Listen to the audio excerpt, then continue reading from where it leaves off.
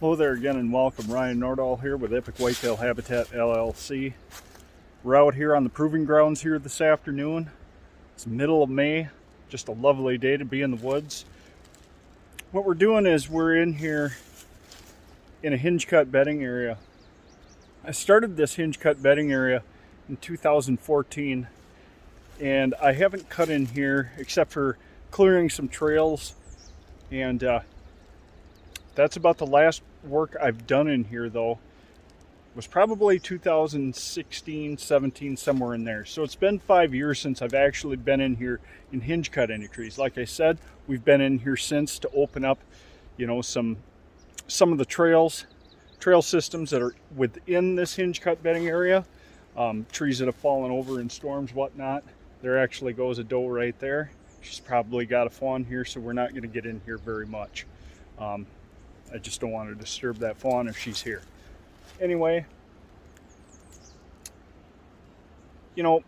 people argue back and forth that hinge cutting is destroying a property, and that's really not the case at all. That's a big misconception. Hinge cutting gets a bad rap from a lot of people that just do not understand what we're trying to do when we are hinge cutting.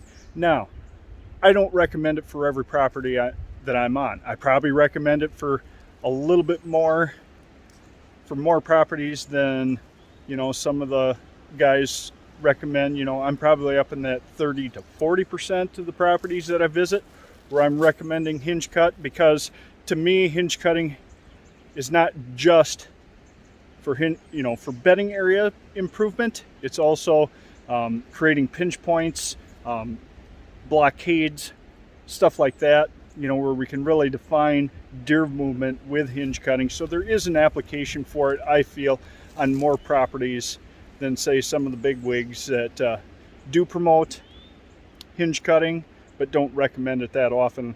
Less than 20% of the properties they visit, and that's just fine. That's just fine. I see it as more of a tool for other various applications, and more often than not I do see a need for it. Like I said, probably 30-40% of the properties that I visit. But we're in here today because, like I said, a lot of people have a misconception that it eventually makes your property end up looking like shit. And in some cases that can be true if it's not done right. And I'm not here to promote that you go out and try hinge cutting if you've never done it before with a chainsaw, or any saw for that matter, because there is a risk to your life factor in there. You have to know what you're doing. So I always highly recommend that you hire a trained professional such as myself. I do quite a bit of hinge cutting myself on some of the properties that I'm hired to be a consultant on. If I recommend hinge cutting, the client will often hire me back to complete those hinge cutting recommendations. I've also been hired by other people who have had another person come in and do the consultation that recommended hinge cutting on the property. And it's usually not the client themselves, but the person who set up the property was hired to do the consultation that will contact me, just because it's something that I do and have kind of perfected, and in a lot of people's mind I am an expert at it. So I'll never consider myself to be an expert, but I guess I am pretty good at it. But getting back to the big misconception that it eventually ends up making your property a huge mess. Definitely not the case.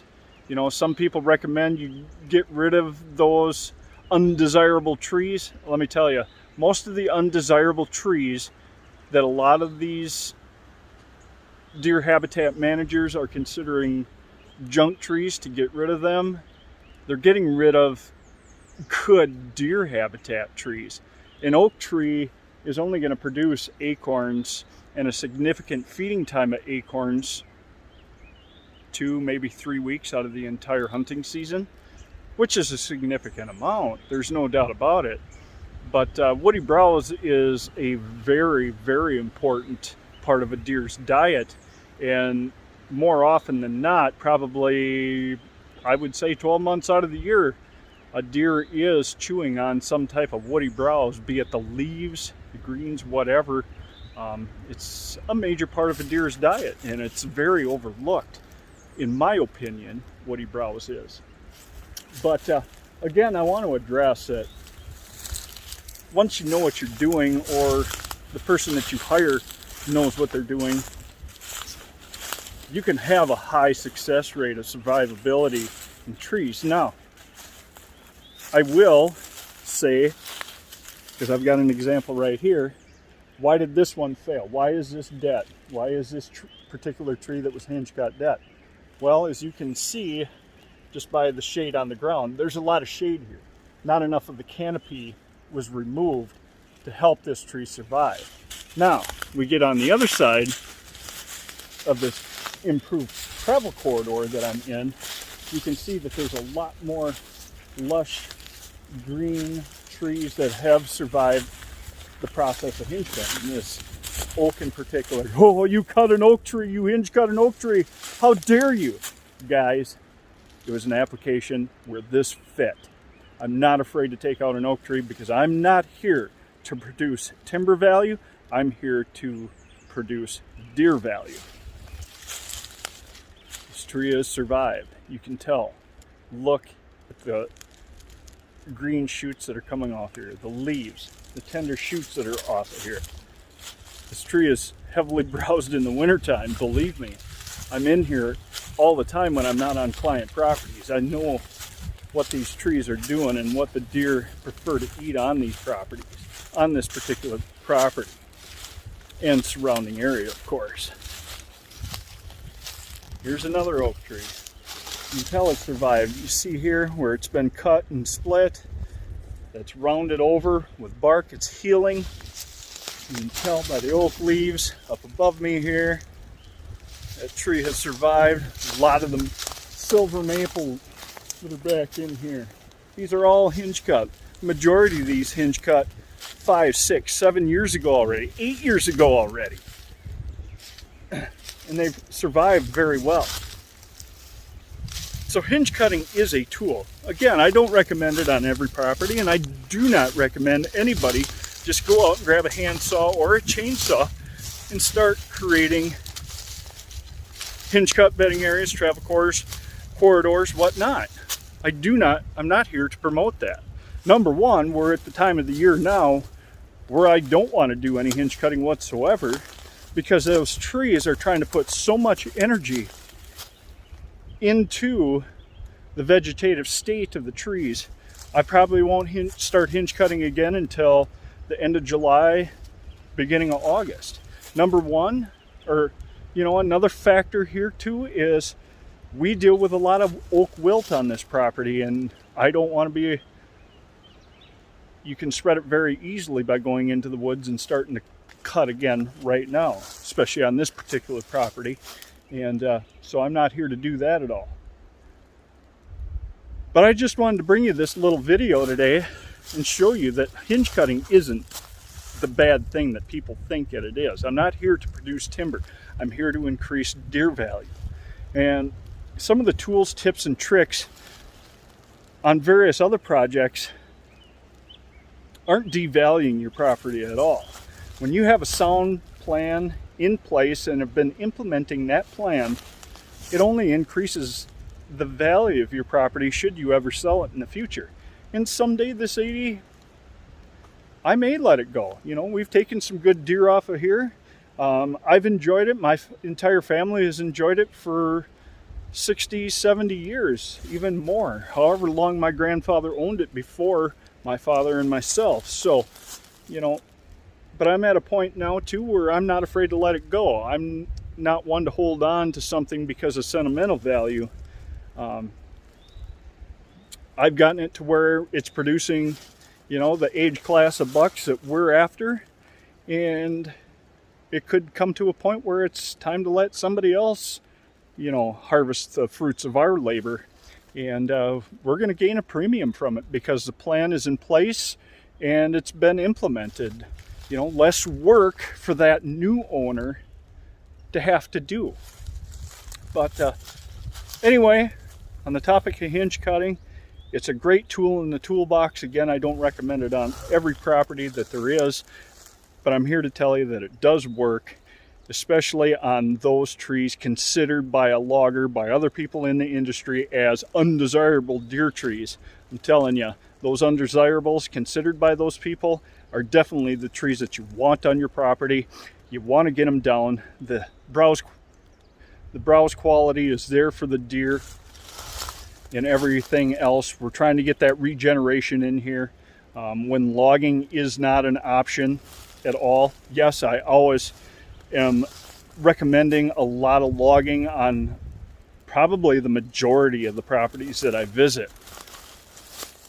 But since it's not a recommendation here on this property, and probably won't be anymore, perhaps in my lifetime, maybe a couple little pockets here and there, but for the majority of this property, there isn't a lot of logging opportunity, and I see that on probably, like I said, 30 to 40% of the properties that I visit.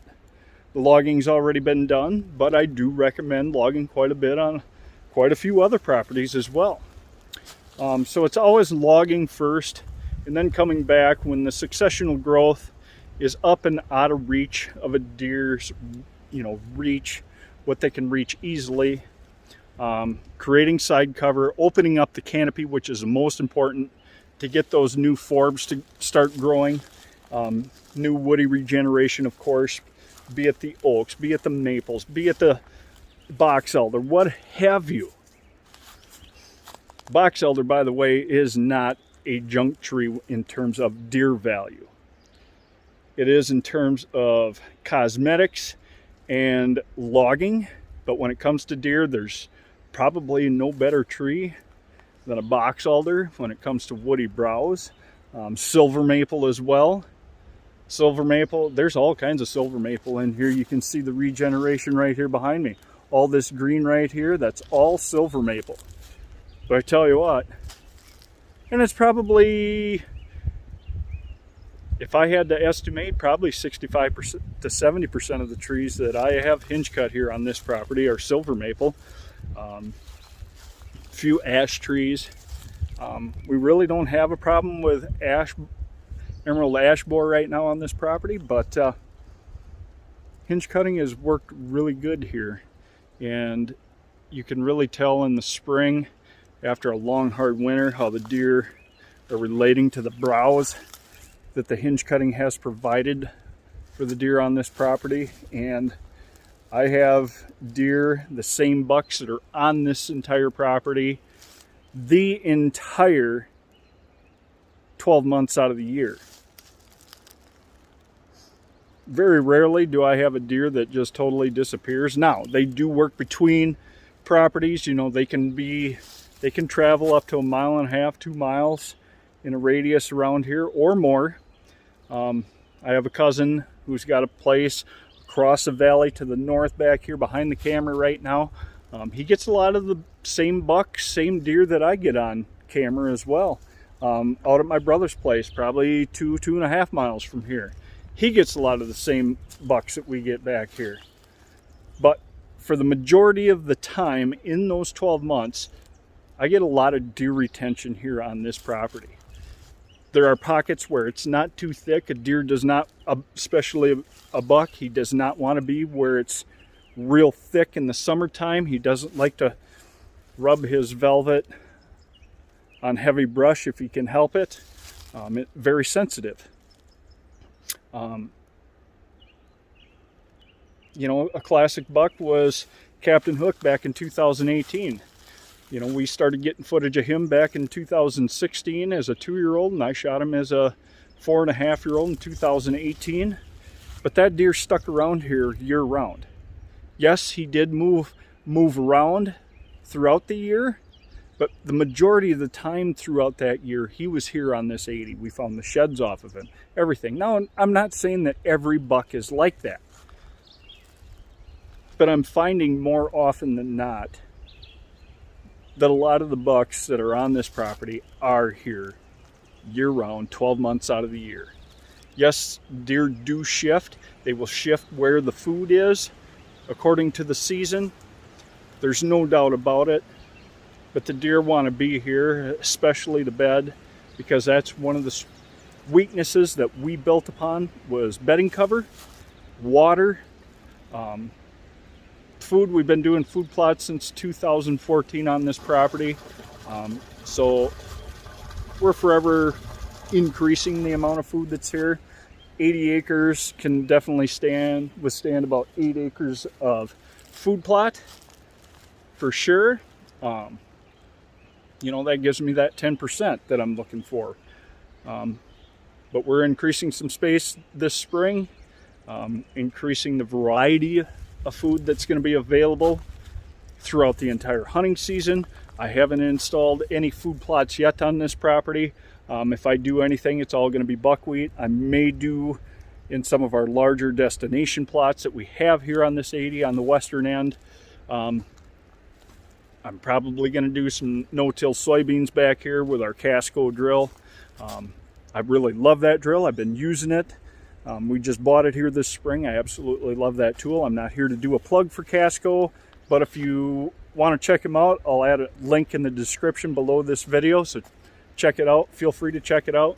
But yeah, I just wanted to give that little update here on this property and how hinge cutting works, and it's been a great benefit on this property and can work for you too, depending on what your property has in store to increase the habitat and holdability for deer on your property.